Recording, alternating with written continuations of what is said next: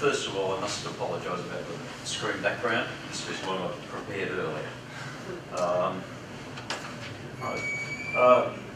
Bitumen tanker fire. One of my clients decided he needed a holiday in Darwin. Sitting up there for 3 days. So, scenario is, on 29 May 2013, instructions were received to travel to Darwin, Northern Territory to determine the cause of the fire involving a pair of bitumen tankers.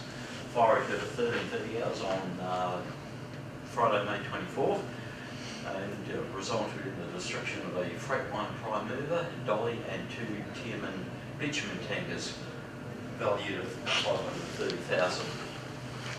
So, the insured in this matter was a company that had a national paving and bitumen sealing business, employed 19 people, large site, 28 acres, and most of it was fairly open. And part of their business was, in fact, the collection of oil for recycling purposes, which was often used in their asphalt bitumen business. The process for the recycled oil was to dewater the recycled oil by placing it in 2 bitumen tankers, or a bitumen tanker.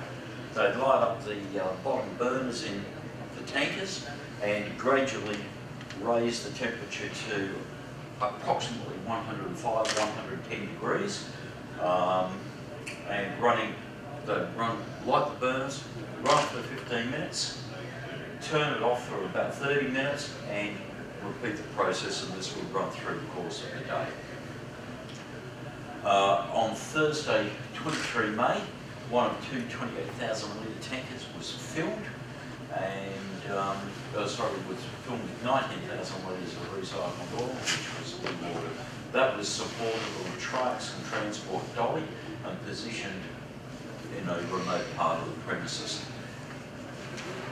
To the side of that was a 210 kilo LPG bottle, which was going to power the burners in the tanker. The next day, Friday 24th, 8:30 hours, the second tanker was filled with roughly the same amount of recycled oil and towed to the beside the other tanker,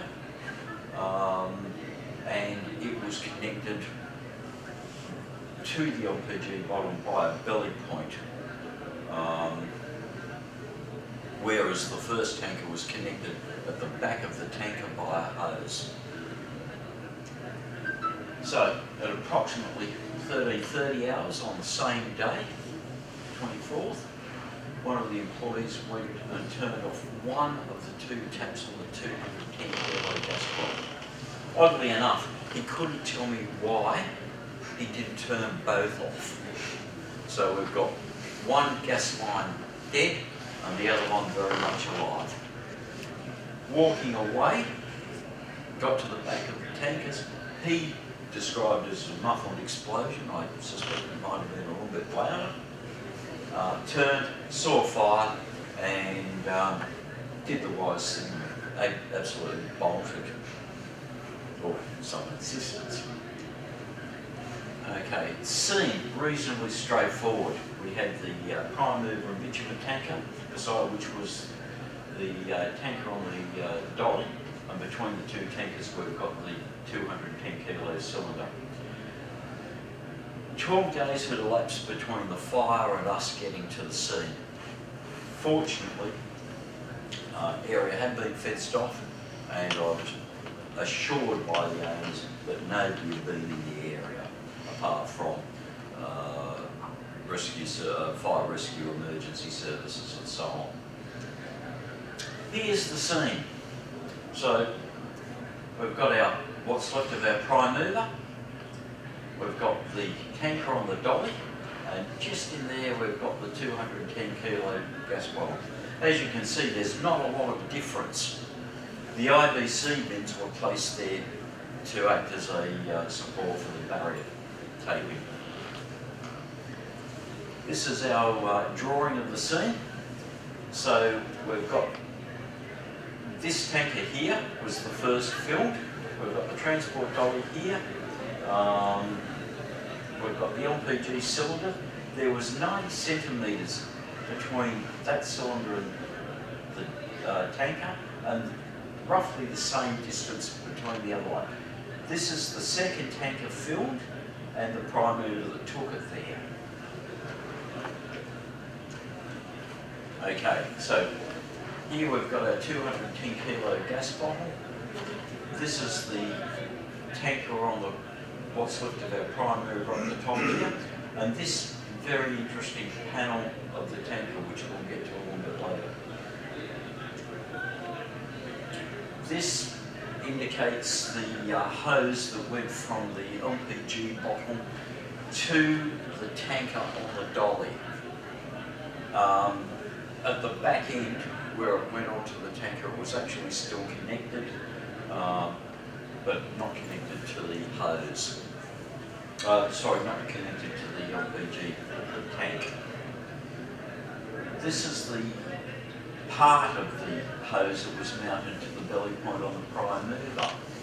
And I was particularly interested in this end, which had been distorted, crushed, and it was reasonable that it had gone through some sort of trauma, as the balance of the hose was totally, well, all we had of course was the reinforcing wire, but the other hoses were the same.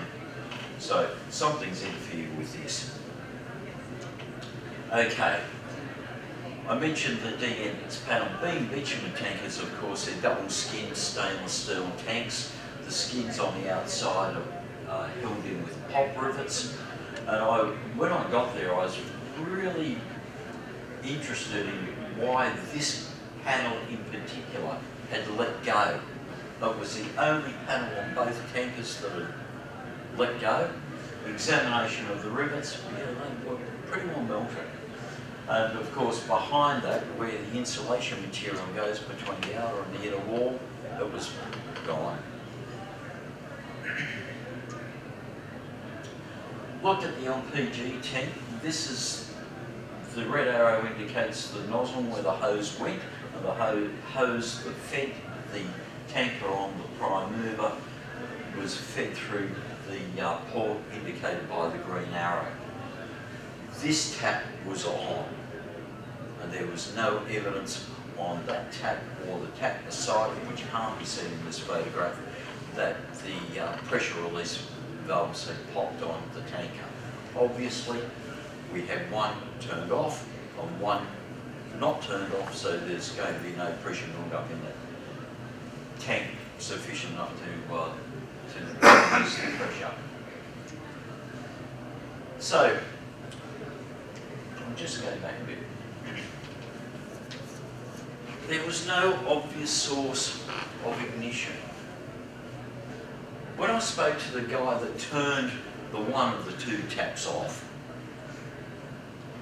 the obvious question was, well, you've heard the bang, you've turned, where was the fire? Interestingly enough, he told me that the fire was all over the front of the tanker on the dolly, and he could see oil flowing down that tank. I had a problem with that because there was no filling port at the point where he saw the fire. I thought, well, there's no leaks. Both tankers still had the same amount of oil in them, which was good. That was the only thing that didn't burn. However, it was at the front. And I thought, well, all right, the tanker on the dolly's got nothing connected to it apart from a closed-off gas hose. So we've got to have some source of ignition, so we started looking. And the obvious point was the batteries. The prime mover was fitted with a couple of big V120 batteries. These go full chassis width. Batteries came down to an isolation box mounted on the driver's side of the chassis, and that isolation box was off. So we started looking. We've got a whole heap of battery cables. The batteries weren't there anymore. This cable that's arrowed is arrowed for a reason, because on examination we found that that particular cable had actually been crushed down on the lower lip of the C rail of the chassis to the point that the cable actually moulded to the shape of the rail. I thought, that's interesting. A little bit further examination, I found what I felt to be potential signs of arcing. So, the question was, we knew that the power was live from the batteries to the isolation box. We had a potential here, so we went back and asked the owner about how the batteries were set up. Unfortunately, I don't have a photograph of the batteries, but that was gone, you know, just rubble on the ground. So the question was, how were your batteries set up in the truck? And he explained that they went across the chassis. And he said, then I had a sheet of conveyor belt rubber over the top of the batteries. So the question obviously was, why?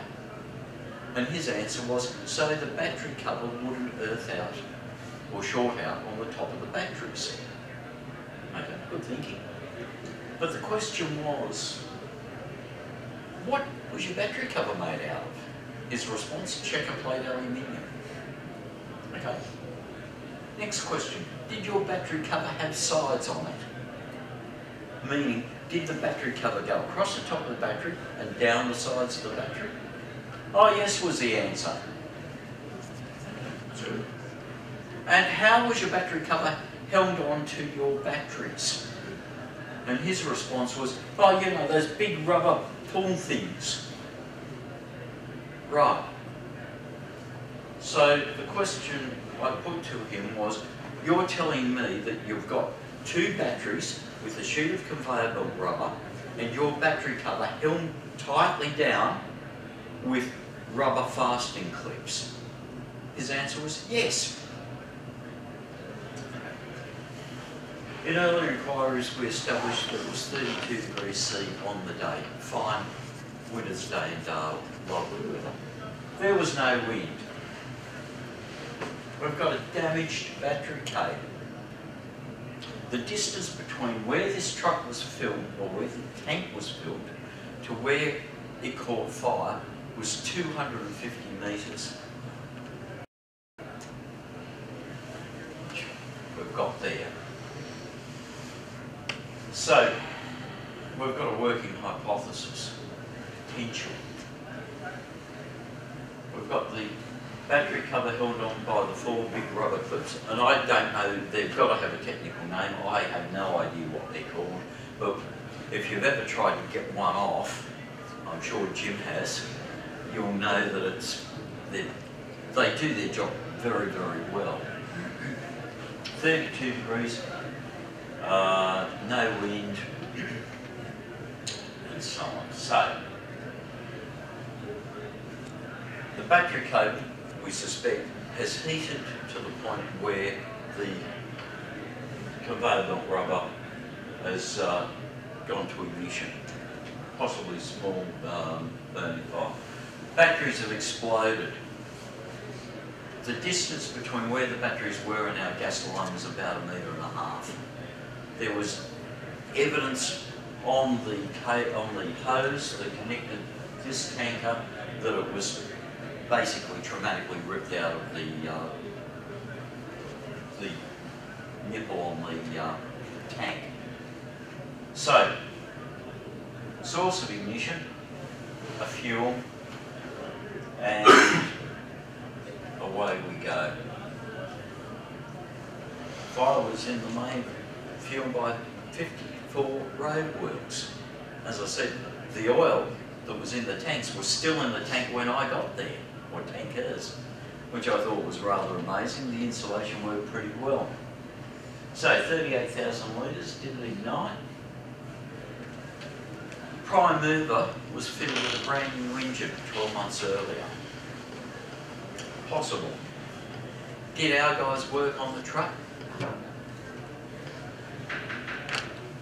Unfortunately, we couldn't prove that the people that refitted the engine to this truck crushed that battery cable. Had we been able to prove that, my client might have been in with a chance to go and tap the mechanics on the shoulder and say, guess what, guys? That's all I've got for you. Short and sharp, but any questions? I'm just amazed that the LPG tank held up as well as what it did because of its held up remarkably because of its proximity. I mean, that's you could actually see the pall of smoke all over Darwin. In fact, somewhere along the line, I've got some ABC footage with this huge pall of black smoke. How full was the tank of LPG? Each tank had roughly 19,000 litres of oil in it. The LPG cylinder. Oh, it was full. It was full. 2 to 10 litres? Yeah, 2 10 litres. The ports of the 2 tankers were open. Obviously, to let the water boil off and not condense and run back into the oil.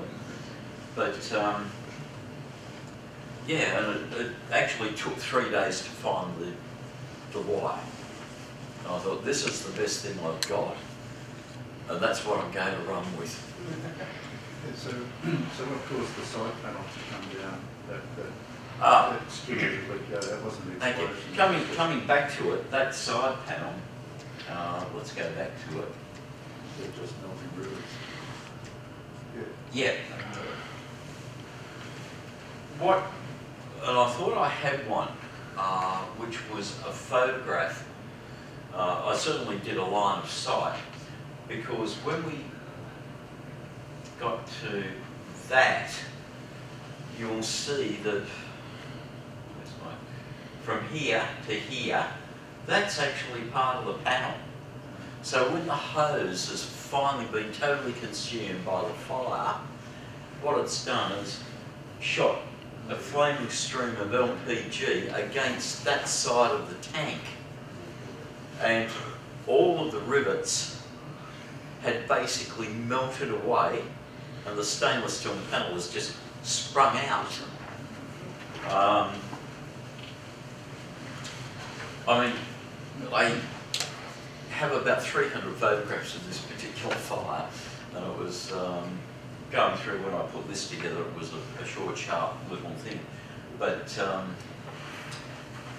we were able to give a plausible explanation for each and every event in the stream. So much so, in fact, when about 6 weeks after I got back from Darwin, I got a call from WorkSafe NT, who asked if I prepared a report, and I said I had. They wanted to know what I thought about it. I told them, and then they asked for a copy of the report, and at that time I said, well, I'm sorry, I can't give it to you. But if you care to call this person at this insurance company and identify yourself, I'm sure they will assist. And in fact, 2 days later I got a message from the insurance company that the report had been passed over to NT Cover or WorkSafe or whatever they call themselves. I did, during the process, while I was there and before I started talking to people, speak to Fire Rescue NT, and they weren't really sure. In fact, I think the precise answer I got from the chap I spoke to was, we're not really sure, we think it may have been a gas leak. Okay, fine, well, all right. I don't get out of it easy, I've got to get dirty. Oh, the other lesson I learned about this one was, don't wear white overalls when you do one of these.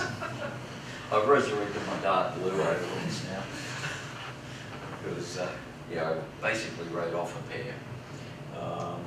Any other questions? So the sequence of events where the worker went up to turn, which was the normal timing process to turn it off. Yeah, actually, turning the gas off to him walking away, explosion was purely a time coincidence, total coincidence. Absolutely. Yeah. In fact, I would like to think the timeline will be fill the tanker, drive the truck 250 metres, which is probably the proverbial straw that broke the camel's back.